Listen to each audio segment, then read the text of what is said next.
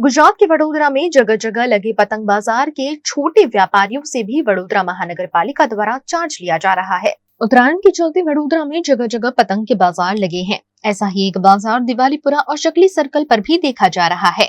यहाँ छोटे छोटे व्यापारी पतंग डोर समेत की छोटी मोटी वस्तुओं की बिक्री कर रहे हैं, जिनसे वडोदरा महानगर पालिका द्वारा बकायदा रसीद देकर पैसे लिए जा रहे हैं।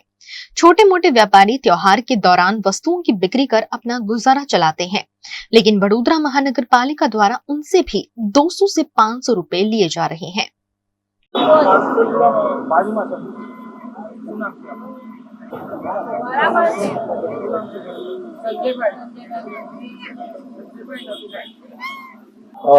હાલમાં જાણો છો એમ કે આવતીકાલે મકર સંક્રાંતિ છે। ઉત્તરાયણના ભાગરૂપે આ લોકો નાના મોટા વેપારીઓ પોતાનું રોજીરોટી કમાવા માટે અહીં બેઠા છે। તો જાહેર માર્ગ ઉપર બેઠા છે એટલે એક પ્રકારનો ગણકીનો ચાર્જ લેવામાં આવે છે।